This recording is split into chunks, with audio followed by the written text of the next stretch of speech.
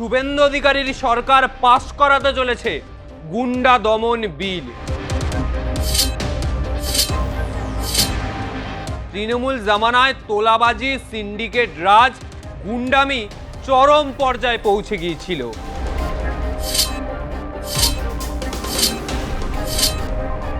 এই আইনের আওতায় আনার রাস্তা একেবারে খুলে দিলেন শুভেন্দু অধিকারী। তৃণমূল জামানায় রাজ্য জুড়ে লুটপাট ও দুর্নীতির অভিযোগ বারবার সামনে এসেছিল। জনপ্রতিনিধিদের পাশাপাশি ছোট বড় বহু তৃণমূল নেতা এবং তাদের পরিবারের সদস্যদের রাতারাতি বিপুল সম্পত্তির মালিক হয়ে ওঠার অভিযোগও উঠেছে। তল্লাশিতে তদন্তকারী সংস্থা ও রাজ্য পুলিশের হাতে উদ্ধার হয়েছে চোখ ধাঁধানো সুবিশাল বাড়ি, বিপুল ব্যাংক আমানত, আলমারি ও লকার ভর্তি সোনাদানা সহ নানা মূল্যবান সম্পদ।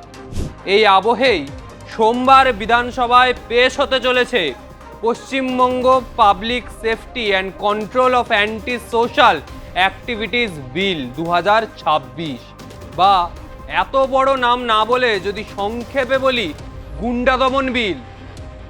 এবার পশ্চিমবঙ্গ বিধানসভায় পেশ হতে চলেছে বা শুভেন্দু অধিকারীর সরকার পাশ করাতে চলেছে গুন্ডা দমন বিল।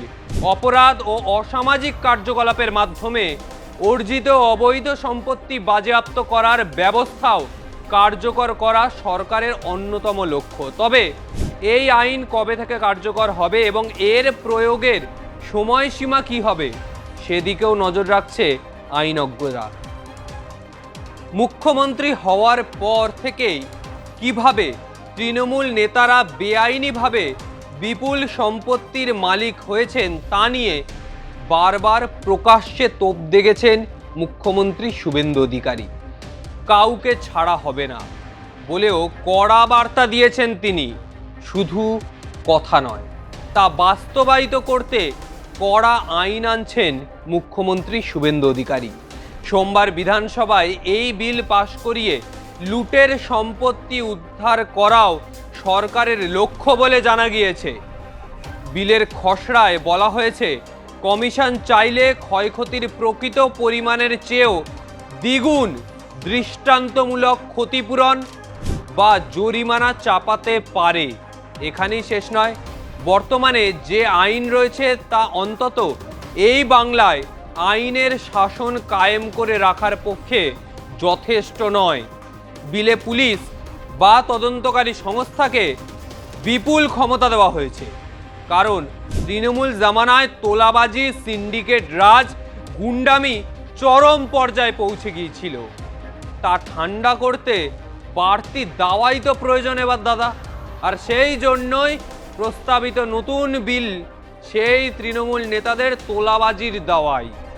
বিলে উল্লেখ করা হয়েছে, সাধারণ মানুষের মনে আতঙ্ক তৈরি করতে পারে বা মানুষ নিরাপত্তাহীনতায় ভুগতে পারে এমন সব কাজই সমাজ বিরোধী।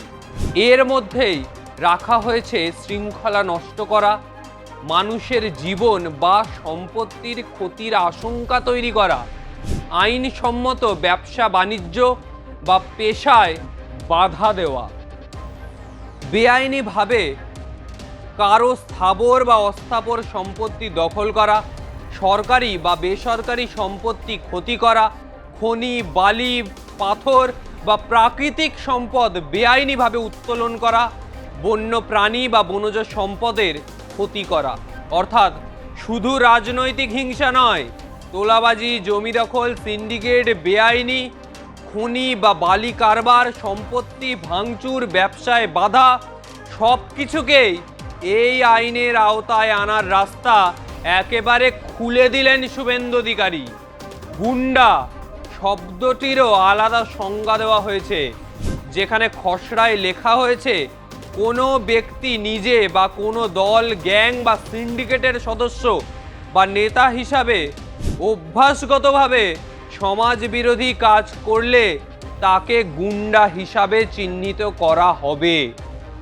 যে কেউ অস্ত্র আইন, মাদক আইন, অনৈতিক প্রাচ্যার প্রতিরোধ আইন, বিস্ফোরক আইন বা ভারতীয় ন্যায় সংহিতার নির্দিষ্ট গুরুতর ধারায় অপরাধ করলে অথবা এই ধরনের অপরাধে যুক্ত থাকার চেষ্টা করলে তাকে এই আইনের অধীনে আনা যাবে। এর ফলে শুধু অপরাধ সংগঠিত হওয়ার পর নয়, অপরাধের সম্ভাবনা বা পুনরাবৃত্তি রোখার জন্য পুলিশ ও প্রশাসনের আগাম ব্যবস্থা নিতে পারে। এই আইনটিকে কালা আইন বলে মনে করছে বিরোধীরা।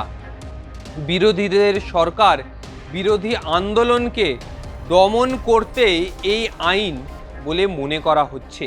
শুভেন্দু অধিকারী দুর্নীতি দমনে গুন্ডা রাজ শেষ করতে সিন্ডিকেট রাজের বিরুদ্ধে একের পর এক পদক্ষেপ নিচ্ছেন।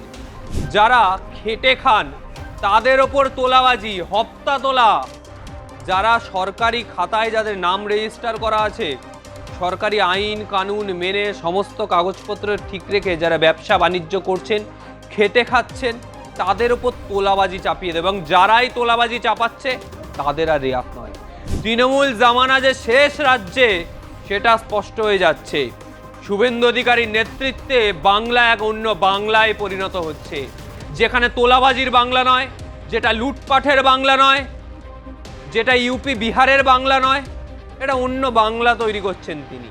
কিন্তু এই বাংলায় যারা আজ বিজেপিতে থেকে এই বাংলাকে অন্য বাংলা তৈরি করছে, তারাও যে একসময় তৃণমূলে ছিল দাদা, তাহলে কি হবে? তারাও তো একসময় তৃণমূলে লুটপাট করেছে, আজ না হয় শুদ্ধিকরণ হয়েছে, কিন্তু স্বভাব কি আর যায়?